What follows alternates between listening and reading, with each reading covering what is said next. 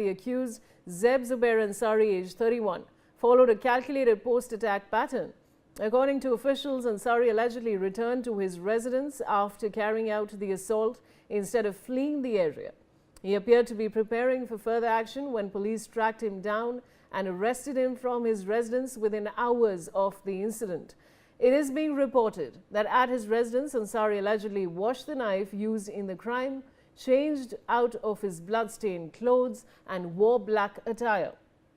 The decision to wear black clothing is being examined for possible extremist symbolism, with officials noting that black is associated with the Rayat al-Uqab black standard and is commonly seen in Islamic State fighters' attire and in propagandist martyrdom. Videos released after acts of violence show that. Investigative agencies suspect that he was planning to take responsibility for the attack by making a video. The lone wolf angle is being investigated, and Shweta Verma is joining me with more details on this. What more can you tell us, Shweta?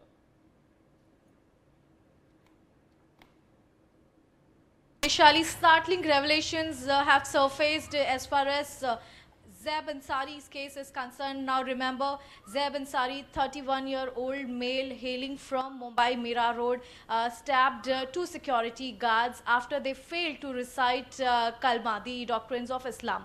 Moreover, this case was first handled by the local police of Mira Bhayandar. Later, it was subsequently given to Maharashtra ATS, and now NIA has also joined this particular case. And now we also see that the case also has links with ISIS, as startling revelations have come out to deal with. First, we have seen that as per the sources of Maharashtra ATS, what we are given to understand is that the accused, as soon as he reached his house, he allegedly cleaned the stabbed knife and then the stained clothes, in fact, and he wore black clothes. Now the angle of wearing black clothes is in fact being probed again, with the angle that what was the need to wear black clothes. Is it linked with the ISIS, or is it to do something with the Rayat ul Uqab?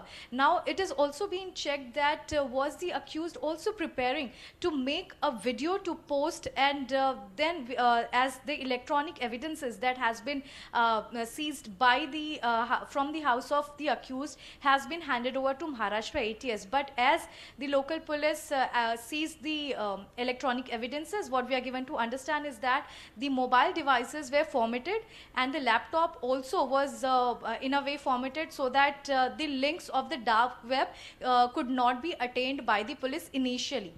Post this, we are also given to understand few important factors in this case, that during investigation, in fact, when the interrogation of the accused was taking place, he was quite calm in a manner that he was relieved that ISIS must have seen the video, must have seen the part of news, and they will be rescuing him.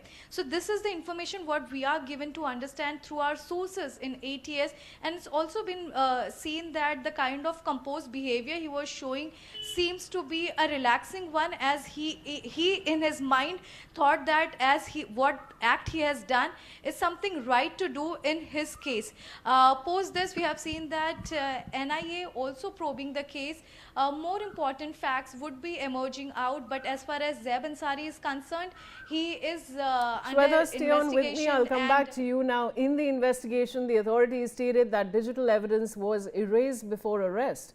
The agency said that the accused formatted both his phones to eliminate evidence of his connections to the dark web and suspicious contacts. As per the authorities, during an interrogation, Zeb Ansari also displayed mental stress and obsessive behavior, but the attack was carried out in a calm and calculated manner. The authorities also added that Ansari believes that ISIS has seen his actions and will now rescue him and include him in their ranks. Agencies are now investigating whether the accused carried out the attack alone or received instructions from a terrorist network. Back to you, Shweta, on this update.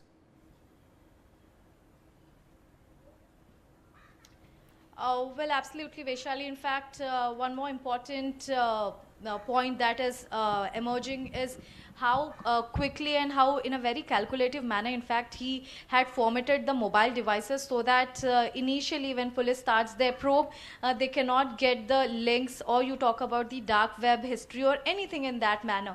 Moreover, he was somewhere prepared that if he gets arrested, what are the next steps he's going to follow.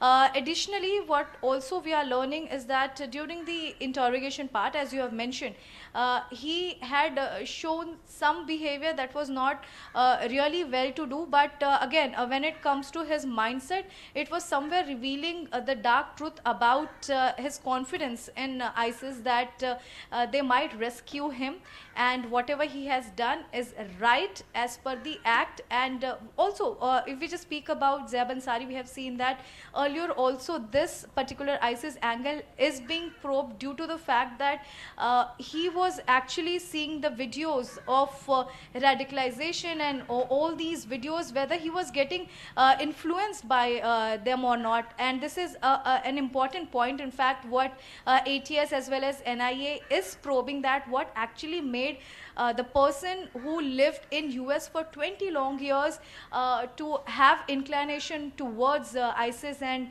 was there any sort of contact, was there any point of touch, whether he met somebody from there. And these are some of the important angles what the NIA as well as ATS is probing. But yes, as far as the accused is concerned, he is being interrogated, and important facts have been emerging out. Back to you, Vaishali. All right, Shweta, thanks for joining me.